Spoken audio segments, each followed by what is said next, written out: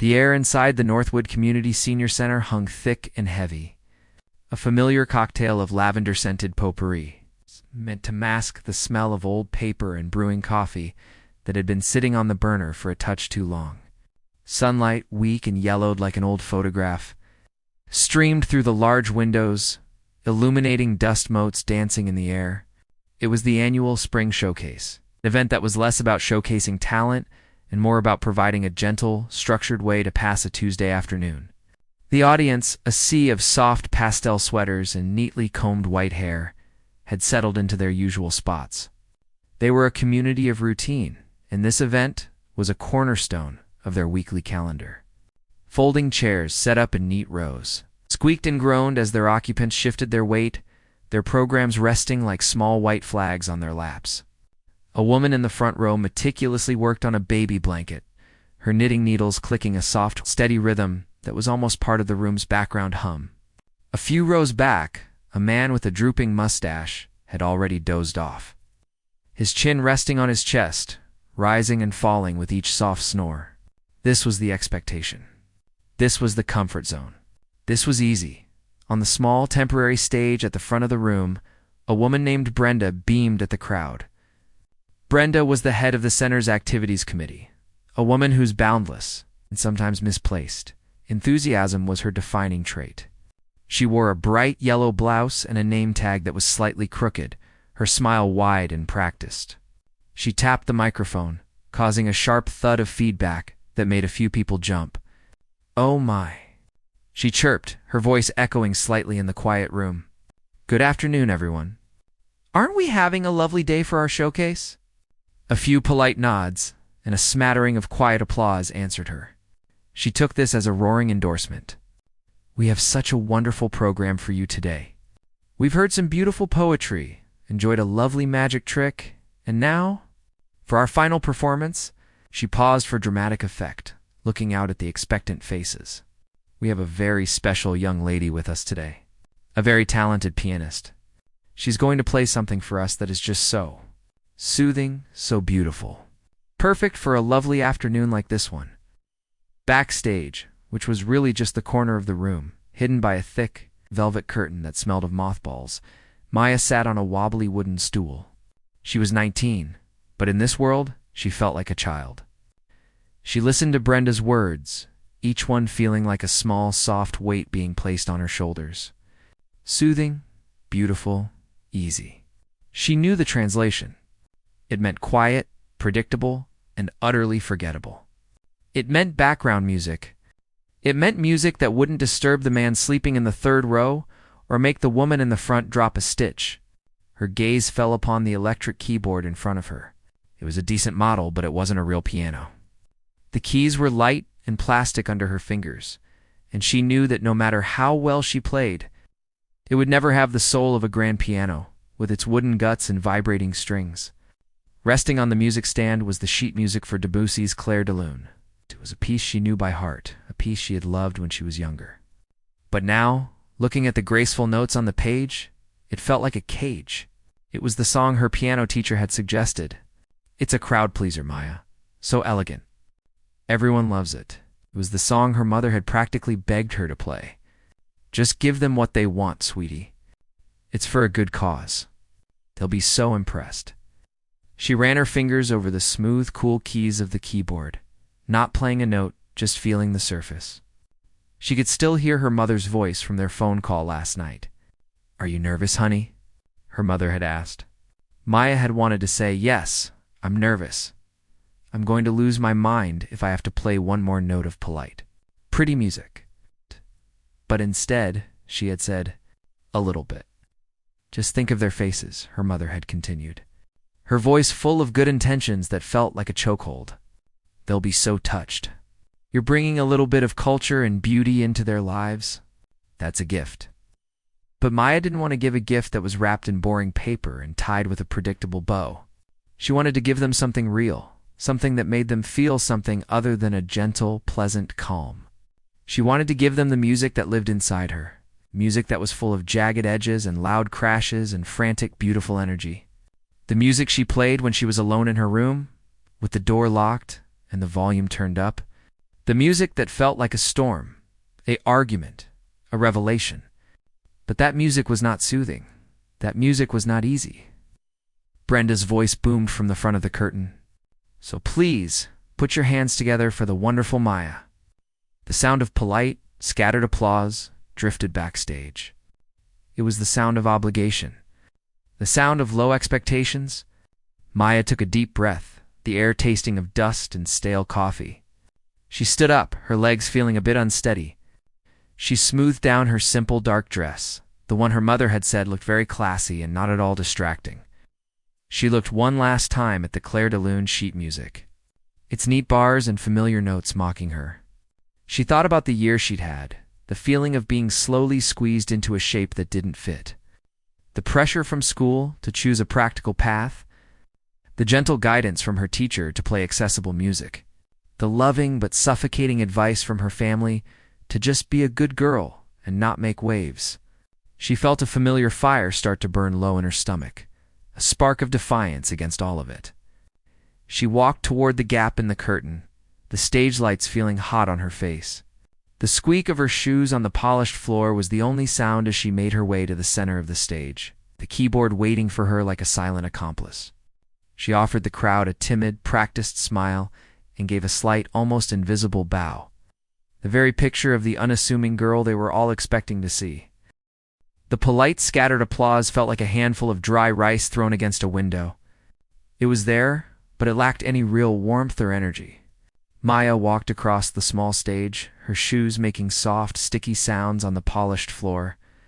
The heat from the 2 spotlights aimed at the piano keyboard was surprisingly intense, warming her face and making the back of her neck feel damp. From this height, the audience was a blur of soft colors: powder blue, pale pink, muted lavender, and a sea of white and silver hair. She couldn't make out individual faces, which was a relief. It was easier to perform for a concept than for actual people. She reached the center of the stage, the black electronic keyboard sitting on its simple X-stand like a modern altar. This was it. The moment she had been both dreading and anticipating. She turned to face the room and offered the smile she had practiced in the mirror. It was a gentle, timid smile, the kind that didn't show too many teeth and didn't challenge anyone. It was the smile of a lovely young woman with a gentle touch. She gave a slight, almost imperceptible bow, a gesture of respect that felt hollow. Inside her, a different story was unfolding. Her heart wasn't just beating. It was thrumming against her ribs like a trapped bird, frantic and desperate. A voice in her head, a voice that sounded suspiciously like her mother's, was screaming at her. Asterisk, just play the DBC. Smile, play the pretty song, take your bow, and go home. Don't make a scene. Don't be difficult. But another voice, a quieter but more insistent one, was whispering, "Is this all you are? A pretty song? Is that all your passion is worth?" Asterisk. She sat down on the narrow bench, the worn velvet covering feeling scratchy against the back of her legs. The keyboard was cold under her fingertips. Her eyes fell on the sheet music resting on the stand. Clair de Lune. The notes were elegant and flowing, printed in crisp black ink on pristine white paper. It looked so clean, so civilized. It looked like the kind of music that should be played in a fancy hotel lobby. Pleasant background to conversations about stock prices and vacation homes. It was beautiful, yes, but it was a tame beauty, like a lion in a zoo, the majesty, none of the danger. She had played it 100 times, and each time she felt a piece of herself shrink a little smaller. Her hands hovered over the keys, poised to begin the familiar, gentle opening arpeggio. The room had fallen into a hushed, expectant silence. The woman in the front row had stopped her knitting, her hands resting in her lap. The man who had been snoring was now awake, blinking slowly, his attention focused on the stage. They were ready. They were waiting for the soothing, beautiful music Brenda had promised them. They were waiting for easy. And in that moment, looking at the tame notes on the page, Maya knew she couldn't give it to them. It would be a lie. It would be a betrayal of the fire that burned inside her, the storm that raged in her soul whenever she truly let herself play, with a movement that was so subtle, it was almost invisible to anyone watching. Maya reached out and pushed the Clair de Lune sheet music to the side. The paper made a soft scraping sound against the plastic of the music stand. A few people in the front rows might have noticed, but they probably just thought she was adjusting it. Her hand then went to the tote bag she had placed beside the bench. Her fingers, trembling slightly, found the edges of a few dog-eared pages. She pulled them out. This was her music. The pages were soft and worn from being handled so much. The corners were bent, and there were faint coffee stains on the corner of one page. But it was the markings that told the real story. The notes on the page were not elegant. They were sharp, angular, and dense. And in the margins, in frantic pencil scribbles, were her own notes. Arrows pointing to a chord with the word more written next to it. A circled passage with fight underlined 3 times. A reminder to herself, breathe here. This wasn't just music. It was a map of a battle. She placed the pages on the stand, covering up the calm Debussy landscape with a picture of a musical earthquake. It was a piece by a modern composer she had discovered online late one night. A piece that didn't just tell a story but shouted it. It was full of jarring chords that clashed like arguments and tempo changes that felt like a sudden shift from a desperate run to a defiant standstill. This music wasn't soothing. It was a confrontation. It was the sound of every frustrated moment of the last year. It was the sound of her piano teacher telling her to tone it down for a recital. It was the sound of her well-meaning relatives asking if she was ever going to play something we can recognize. It was the sound of her own voice, trapped in her throat, finally screaming to be let out. This wasn't just a performance anymore. It was a declaration. It was her standing on this tiny stage in a room full of people who wanted her to be small and quiet and deciding to be loud and big. She looked out at the sea of placid, expectant faces one last time. She saw the sleeping man, now awake, but looking dazed. She saw the knitter, her needles still. She saw Brenda in the back, her bright yellow blouse a beacon of cheerful conformity. Her smile still plastered on her face, oblivious. They thought they knew what was coming. They thought they were in for a lovely, easy afternoon. They had asked for a lullaby. She was about to give them a wake-up call. Maya took a deep, shuddering breath. The air felt thick and heavy in her lungs. She could feel the pulse beating in her throat, a frantic drumbeat signaling the start of a war. She placed her fingers on the starting keys, her touch firm and certain now. The trembling in her hands had stopped, replaced by a strange, steely calm. This was the point of no return. There was no going back. The world of soothing and beautiful and easy was behind her.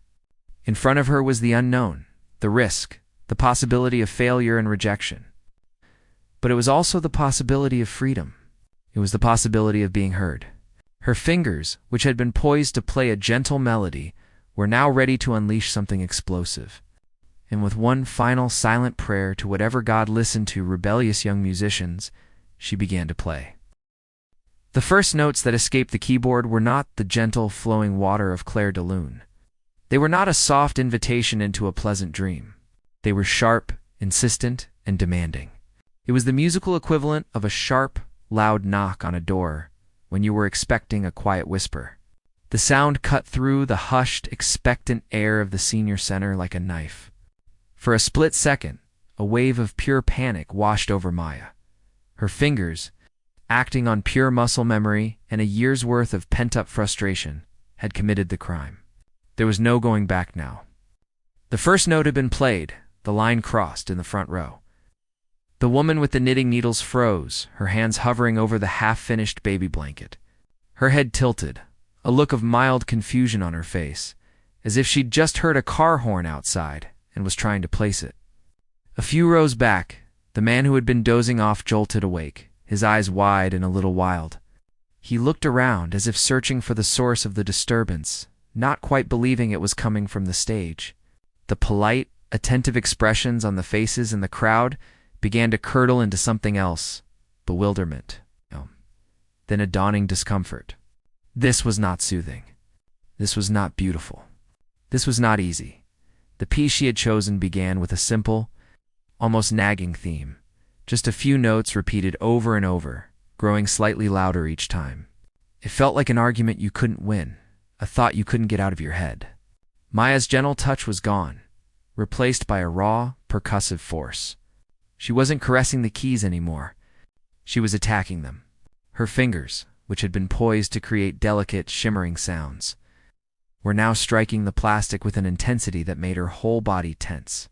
The cheap electronic keyboard, which had seemed so inadequate before, now seemed to be fighting back, its small speakers straining to contain the fury she was unleashing upon it. In the back of the room, Brenda's cheerful smile had frozen on her face, then slowly melted away like ice cream on a hot sidewalk. Her bright yellow blouse suddenly seemed like a cry for help in a room that was rapidly descending into controlled chaos. Her hands flew to her mouth, her eyes wide with horror. This was not the lovely young woman with a gentle touch. This was a stranger. This was a musical rebellion happening on her stage, in her carefully planned, perfectly pleasant afternoon. She took a half step forward, her mouth opening as if to say something, to stop it, but no sound came out.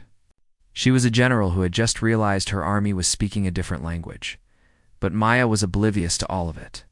The moment her fingers had struck those first jarring chords, the world had fallen away. The audience, the stage, the smell of lavender and stale coffee had all dissolved. There was only her and the sound. The music was a storm, and she was at its center. It was full of dissonant chords that seemed to argue with each other, notes that clashed like angry voices in a small room. The tempo was erratic, suddenly speeding up into a frantic, desperate run, then just as suddenly slowing down into a heavy, defiant trudge. This was the sound of her frustration. The nagging, repeated theme was her mother's well-intentioned but suffocating advice, playing over and over in her head. The sudden crashing chords were the anger she felt when her teacher told her to tone it down for a competition, to make her music more palatable. The frantic, running passages were her own desperate desire to escape, to run away from the pressure, to be something she wasn't. Her body swayed with the music, a puppet pulled by invisible strings of pure emotion. Her dark hair, normally tied back neatly, had come loose and now fell across her face, sticking to the sweat on her forehead. She was no longer just sitting at the keyboard. She was a part of it. Her whole body was an instrument. Her feet tapped out, a frantic, uneven rhythm on the floor. Her shoulders hunched forward as she poured every ounce of her being into the sound. She was telling a story of feeling trapped and breaking free, finding your voice when everyone wants you to be quiet. It was a raw, messy, and deeply honest story. The room was transformed. The soothing ambience was not just shattered. It was obliterated, replaced by a thick electric tension. The knitter had put her work down entirely, her hands clasped tightly in her lap. The man who had been snoring was now sitting ramrod straight, his eyes fixed on the stage, a look of sheer alarm on his face. A few people were whispering to their neighbors, their brows furrowed in concern. One woman in the second row looked like she was about to get up and leave. The music was too loud, too aggressive, too real. It was an intrusion into their quiet, predictable world. But in the third row, something different was happening. An old man with large over-the-ear hearing aids, the kind that looked like small beige seashells, leaned forward.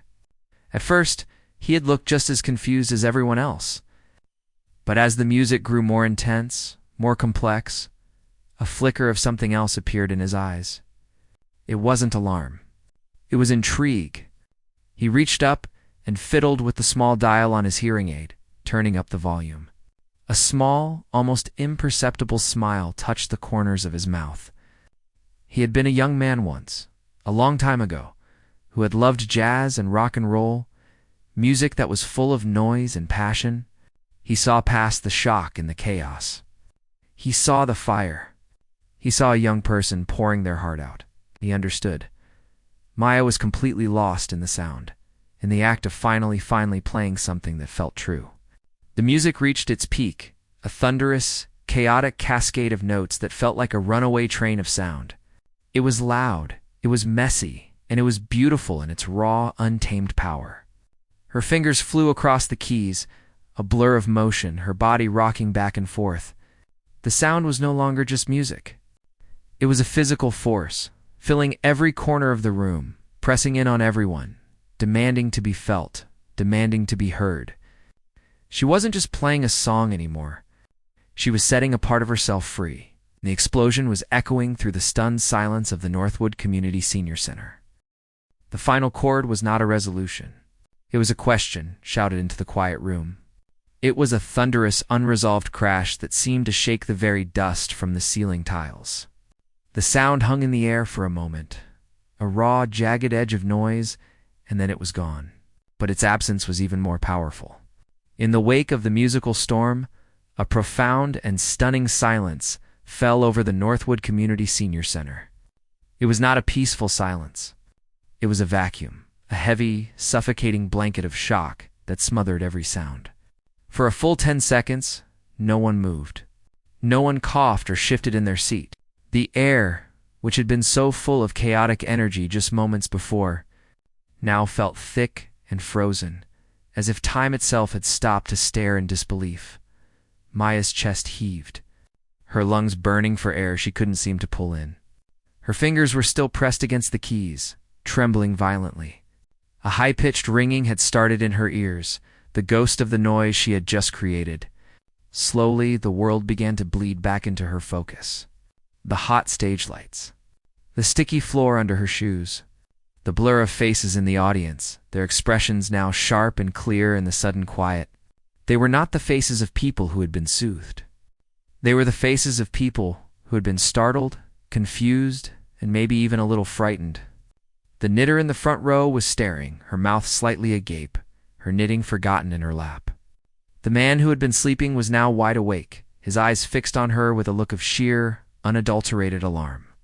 The adrenaline that had fueled her performance was now draining away, leaving her feeling cold, shaky, and horribly terrifyingly exposed. She had poured her entire soul out onto that stage, and now she was left standing there, naked and vulnerable, waiting for a judgment she knew was coming. Then a single sound broke the heavy silence. It was a clap. It came from the back of the room, and it was slow, deliberate, and confident. It was the man with the large, over-the-ear hearing aids. He wasn't clapping out of politeness. He was clapping out of respect. His eyes were locked on hers, and there was no confusion in his gaze, only a deep, knowing appreciation. After a moment, a few other people joined in, but their applause was hesitant and uncertain. It was a light, confused patter. Not the roaring ovation Brenda had anticipated for Claire de Lune. It was the sound of people trying to figure out the proper social response to something they didn't understand. Most just sat in silence, their hands in their laps, their expressions a mixture of bewilderment and disapproval. The polite applause was worse than no applause at all. It was a pat on the head for a strange, confusing child. Slowly, Maya lifted her trembling hands from the keys. The plastic felt slick with her sweat. She pushed her hair out of her face, her arm feeling heavy as a lead weight. She stood up on legs that felt like they might give out at any moment. She didn't make eye contact with anyone in the audience. She couldn't. She was afraid of what she would see in their eyes: pity, annoyance, disappointment. She gave a quick, jerky bow, a clumsy imitation of the graceful one she had planned. It felt less like an acknowledgement and more like an apology. Then she turned and walked off the stage, each step feeling heavier than the last. The journey from the center of the stage to the safety of the backstage curtain felt like the longest walk of her life. She could feel dozens of pairs of eyes on her back, a physical weight that made her want to shrink into herself. Backstage, the world was dim and cool, a stark contrast to the hot, bright stage. The thick, velvet curtain smelled of mothballs and dust, a smell that now felt like the scent of failure. She had barely taken 2 steps into the shadows when a figure emerged from the gloom. It was her mother. Her face was a mask of dismay and embarrassment, her carefully composed smile from earlier completely gone. Her eyes were wide, and she held her clutch purse so tightly her knuckles were white. "Maya," she whispered, her voice cracking. "What did you do?" The question wasn't angry. It was wounded, full of a deep, aching disappointment that cut Maya deeper than any shout could have. It was the voice of someone who had been rooting for her, who'd wanted to be proud of her. who now felt let down and confused in a public place. Before Maya could even form an answer, another figure appeared. It was Brenda, her bright yellow blouse now looking almost garish in the dim light. Her expression was tight, her professional smile completely gone. "Maya," she said, her voice clipped and controlled. "That was not what was on the program, dear." The word dear felt like a tiny, sharp dart. "We were all expecting something different, something more suitable for the occasion." She wasn't looking at Maya, but past her, as if she were already calculating the damage control she would have to do. The audience was a bit taken aback, she said. Taken aback like it was a medical condition. "I hope you understand this is a community event. We aim for a certain atmosphere." Each word was a small, polite nail in the coffin of Maya's rebellion. The weight of her transgression crashed down on her all at once. She hadn't just played the wrong song. She had broken an unspoken social contract. She had been invited into a quiet, orderly home and had shattered a vase. She had disappointed her mother, who only wanted her to be happy and successful in a way that was easy to understand. She had angered Brenda, who only wanted her event to be smooth and pleasant. She had confused and maybe even frightened a room full of people who just wanted to spend a Tuesday afternoon in peace. The fire that had burned so brightly inside her during the performance was now just a pile of smoking embers, leaving her feeling cold and empty. She hadn't won the Best Performance ribbon. She hadn't earned the polite, approving nods. She had created a scene. She had been difficult. She had been explosive. And now, standing in the dim, dusty backstage, with the disappointed faces of the two most important women in her small world staring at her, she felt completely and utterly alone. The silence backstage was heavier than any silence in the audience, filled with all the words they weren't saying. The heavy silence backstage was finally broken by the sound of Maya's own breathing, a shaky, uneven rhythm that was the only proof she was still alive. She couldn't look at her mother. She couldn't look at Brenda. Her disappointed faces were mirrors reflecting her own failure, and she couldn't bear the sight. The weight of their expectations, which she had thrown off so dramatically on stage, had now crashed back down on her 1,000 times heavier. I have to go," she mumbled, the words barely audible. She didn't wait for a response. She turned, her movements stiff and robotic, and began to gather her things. She shoved the Clair de Lune sheet music into her tote bag, a crumpled white flag of surrender. Then she carefully, almost reverently, picked up her own dog-eared pages, the map of her rebellion, and placed them on top.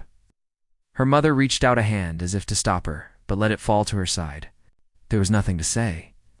Brenda watched her with a look of tight-lipped relief, as if a problem was finally packing up and leaving, instead of heading for the main exit, which would have forced her to walk through the entire room of staring eyes. Maya lingered in the shadows by the curtain.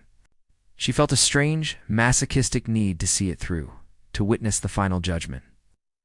She watched as Brenda walked back onto the stage, her cheerful smile firmly back in place, though it looked a little strained around the edges. "Well?" Brenda chirped into the microphone, her voice a little too bright. That was certainly something different, a very modern interpretation. Let's give her another hand for her unique performance. The applause that followed was even more hesitant and confused than before. It was the sound of people trying to be polite when they had no idea what was going on. Maya felt her cheeks burn with shame. Unique was just a nice word for weird.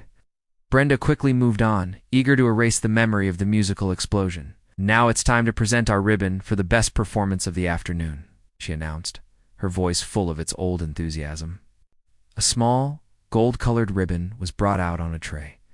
"This year's winner is a young man who's been playing for us for a few years, and he just gets better and better. He played a flawless and very fun version of The Entertainer." Hear it for Timothy. Small boy, no older than 12, walked shyly onto the stage. The room erupted in warm, genuine, and enthusiastic applause. It was the sound of approval, of comfort, of everything Maya had rejected.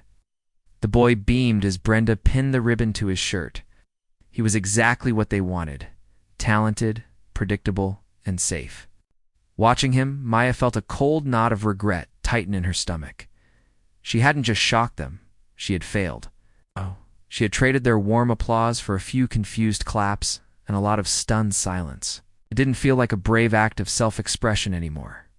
It just felt like a huge, pointless mistake.